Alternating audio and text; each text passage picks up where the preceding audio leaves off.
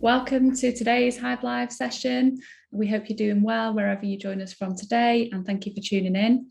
I'm Charlotte, one of the lead people scientists at Hive, and today I'll be guiding you through a session which is all about applying science to manage your change effectively. We know that organisations face change on a regular basis, and so we want you to leave this session with a better idea of how to utilise employee voice as part of your organisational change project and some practical next steps. So this is what we're going to cover today. I'll summarise what you'll need to make the most of the session. I'll introduce you to change management and how you can apply the AdCar model of change management in the context of employee voice. And then we'll work through each stage of the AdCar model together, and you can complete the worksheet as we go along. Throughout, what I'll also do is provide you some insights and tips from Hive's people scientists. So here we go, what you'll need for this session. If you haven't already, make sure you've got the worksheet in front of you. There's 3 ways in which you can use this. So you can download this as a PDF, print it and write by hand onto the template. Your alternate option is to download the PowerPoint version and type directly into the template. Or if it's your thing, grab a pen and paper, write by hand on your own template, your own piece of paper, whatever suits you. Also, if you could find a space free from interruptions, that would be great. Feel free to pause the video at any time. There will be suggestions as we go along of where you can pause to just take a little bit of time to complete the worksheet. That's fine, whatever works for you. Feel free to grab yourself a tea, a coffee, a juice, whatever before we start so that you're ready to go and focused. So here we go. What is change management?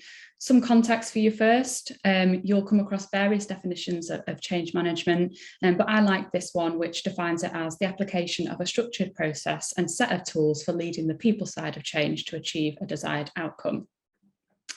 Now, organisational change is a constant, driven by often a number of different forces, including the market, technology, customers. I mean, the pandemic has probably been the largest driver of change that we're all aware of recently.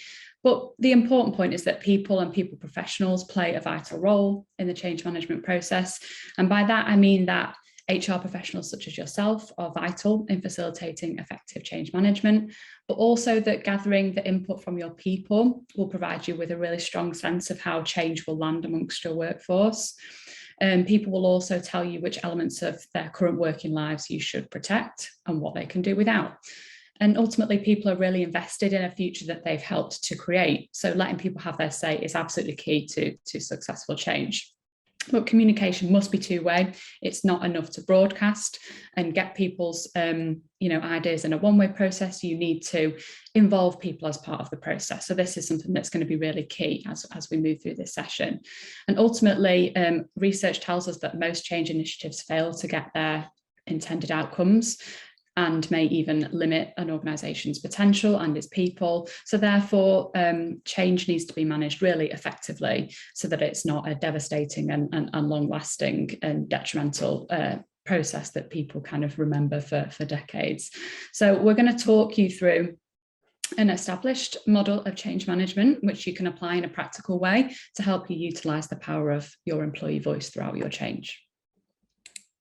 So here we go. This is the model. It's the AdCar model. You're probably already well aware of this. And we're using this kind of loosely as a model because it maps quite neatly onto our approach at Hive. And essentially, when organisations come to us and are considering Hive as a platform and a partnership for gathering insights, customers are often embarking on a change process, and it can be quite helpful, I find, to think about gathering insights as part of a piece of change within your organisation. Change is mentioned often in the conversations that we have with organisations early on, whether it's about you embarking on a significant change piece, whether it's an organisational restructure, whether it's new leadership or your company is going through a period of growth. Change is always a constant. So what I'm going to do today is talk you through each of these 5 stages. And guide you through the worksheet as we go along, giving you some areas to consider. And hopefully this will provide you with a little bit of structure to support you to drive your change management forward. So before we begin, just take a moment on your worksheet to consider these 3 questions. So what change is it that needs to happen in your organisation? And this is essentially your North Star. So you need to figure out what it is that you're aiming for early on so that you're always held to that point. Secondly, how will we measure change? So thinking about what measures you will need in place to know that change has been successful. This could be anything kind of culturally or your existing KPIs within your organisation. Just give that a little bit of thought. And then the third question is around what roadblocks might get in the way of your change. So again, this could be practical, cultural. Think about a handful of things, whether it's resources, people, mindsets, etc. So just take a minute to just pause the video and note those thoughts on your worksheet. So step 1 of the model is awareness. And in this context, this is about making sure that everyone is aware of the need for change. And I love this quote. It's really straightforward, but really hits the mark. Change nothing and nothing changes. Basically, if you keep doing what you're doing, you're going to keep getting what you're getting. Nothing will change unless you're purposeful and deliberate. And a key part of this is realizing that change is necessary. And once you have that in mind, it's very hard to move away from that. Once you see that change is necessary, it can be quite a helpful focus. Now, that doesn't mean being impatient. It means taking the first step in the right direction. And one area that Hive supports organisations with is around assessing cultural readiness for change internally, because that's really important to ensure that the landscape is ready. Communication is also key. So once you have your vision and your aims outlined that you've just done on your worksheet, you'll want to make sure that you communicate awareness for change across the organisation. And this will start at the very top, at your exec level, your CEO level, where you want to explain, what the change is, why the change is happening, and how you might go about that, outlining the benefits to people so that it will be pitched as, what's most important for them.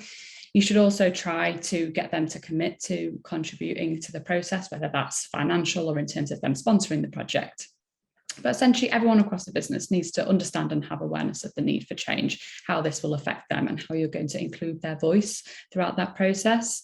So employee feedback will be really key to this.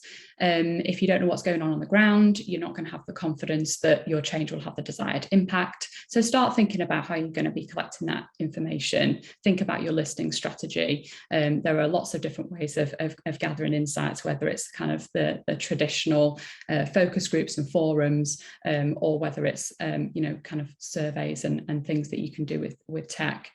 So think about your comms plan here and building that around your vision and how you'll involve everyone in the process. So just thinking about that then, just take a moment to note on your worksheet your thoughts to the following questions. So the first one, why is change needed? So think about what will happen. What's the worst thing that will happen if you don't change? Why now? What is it that's driving the change now that means it needs to happen now?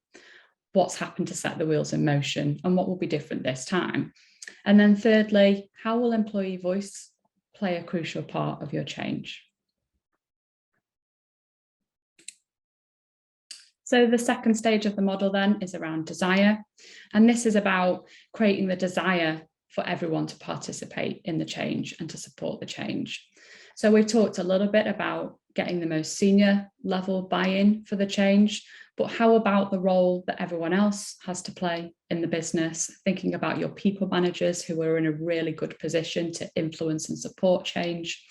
For change to be effective, you'll need to be influencing managers to influence others in ensuring that this is something that is seen as desirable for people. And one way in which Hive supports customers is by running leader and manager buy-in sessions. And so if that's something that you're interested in, do get in touch with us. Thinking about this from your perspective then, just take a moment to pause and note on your worksheet your ideas in response to these questions. So firstly, think about what's in it for your different stakeholder groups. How would you sell the change to them? What's in it for them? Secondly, what aspects might be less desirable? So change isn't always going to be seen as something positive. And I would say that you can expect that, but try and anticipate the areas that you might get some pushback from. Thirdly, how will you make sure that leaders and managers will advocate for change on your behalf? Are they ready to support you in using employee voice to drive change? Step 3 of the model then is knowledge. And in this context, this is about providing yourself with the insights to drive change effectively. So once you've communicated everything to your people, it's time to really stop and listen and hear what comes back. So at this point, you're thinking about running a small survey to find out what people's initial thoughts are, any concerns that people have, any ideas that people might have to make the change management process as effective as possible. Some top tips we have here around running a survey. There are lots, but here's just some key ones. So first of all, utilize multiple question types, whether you want to use scale questions to give you a quantitative result from your responses, whether you want to use multiple choice to really force people to think about different options, whether you utilize free text to really get that open richness of feedback that comes through just asking people open questions. Secondly, write your questions in a way that really speak directly to people. If people don't feel like the questions are relevant to them, they're less likely to actually take part. Thirdly, structure your questions in a logical order, make it make sense. Think about receiving the survey and whether you would think that this makes sense to you in terms of completing it. And finally here, try not to use leading questions. Change is a really sensitive subject. And if people feel as though they're being forced to respond in one way or another, that's probably not going to land so well. So try and be objective when you're crafting your questions. And remember as well that questions need to be actionable. Don't make promises you can't keep. And this is something that Hive supports organisations with, from everything from crafting bespoke surveys. So we take a holistic and scientific approach to engagement.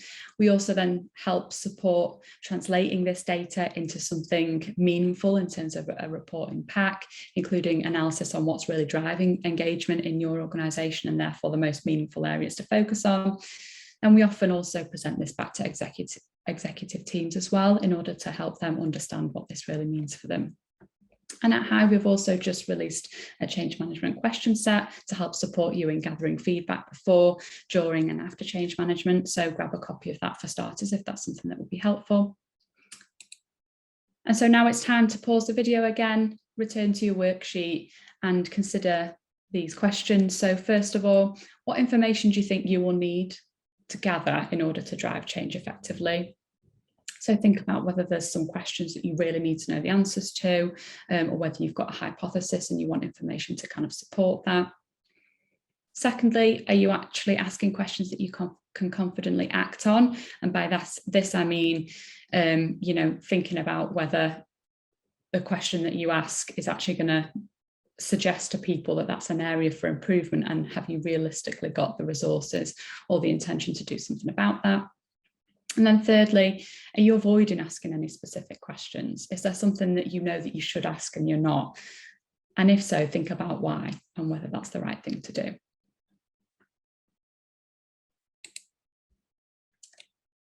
So the fourth stage of the model then is around ability. And in this context, ability is about providing people with the skills, the insights and the behaviours to drive meaningful change. And so now you have your insights from everyone from the survey. Everyone's now got a key part to play in making this change a success. And this is where I want you to come back to the barriers that you will have noted at the very beginning. A lot of barriers to change will be the same across organisations, but they'll obviously play out in very different ways depending on what's going on for you. But there's nothing more frustrating than inaction, especially when it's clear that something needs to be done. But unfortunately, that is really common. So you want to make sure that you're actually doing something with the data here so that people don't feel like they've shared their opinions and then it's gone into a black hole. So there's a number of key factors here at play that are potential barriers, but also opportunities to help drive change. One is around senior leadership expectation and mindset. And by that, I mean that people understand that change is necessary and they have the tools and the resources in order to understand what's really going on for their people in regards to change. Secondly, around line manager ownership and responsibility. So equipping your line managers with the kind of the confidence and the tool to really drive change in their areas. Employee perception, like I talked about in action, is really not going to go down well with your people. It's really important that you communicate to employees how important their feedback is and that it's going to be used in a helpful way.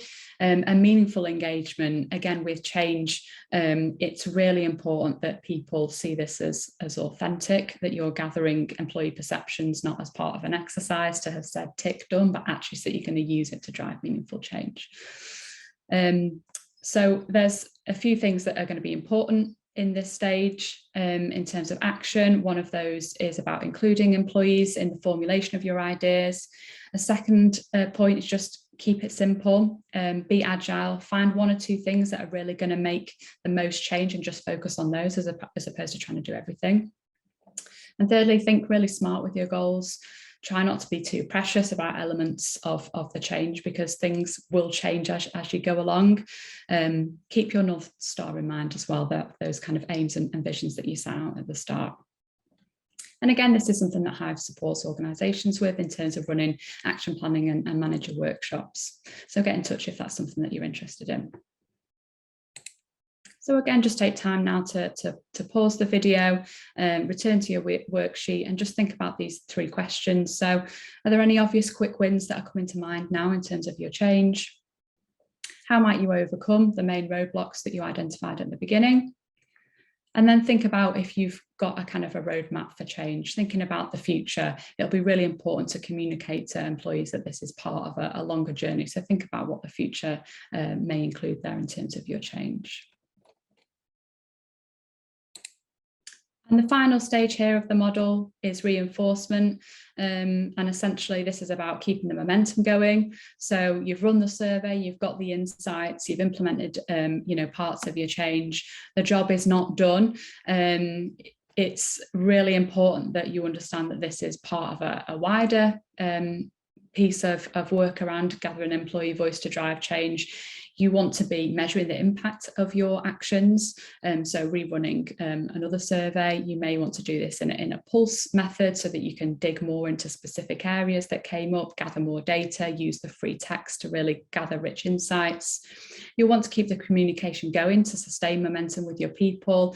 The survey was the start of the process, it's not the end. And just continue this tracking and improvement for as long as is necessary until the change isn't something that's new, until it's part of something that's embedded into your business. And another great card to have up your sleeve here is Hive's Open Door. So that's our always on listening tool. And basically this gives people the opportunity to provide feedback at any point in time that's outside of surveys. And so you can set up a category for feedback that could be around this change project. And that just gives people the opportunity to give you that insight when it pops into their brain as opposed to waiting for an opportunity. Hive Messenger is also a great tool for continuing the conversation in real time. For example, allowing you to respond directly to any comments or feedback that have come up in a survey without you knowing who the sender is. And this means that you can resolve concerns, ask follow-up questions, just to get more of a sense for what that feedback really means. And again, our people scientists are here to provide continuing support and coaching. So the final stage of your worksheet then around reinforcement, just take a minute to pause the video and think about these 2 questions. So firstly, how might you sustain momentum in your employee voice journey? And what might prevent you from progressing?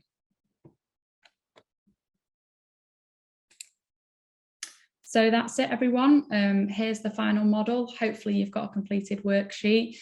We hope that was really helpful for you in supporting you to utilise the power of employee voice throughout your change management project. Thank you for listening. We'd love to know how you found it. Do get in touch with us, drop us a message on one of our channels, and we look forward to seeing you next time on Hive Live.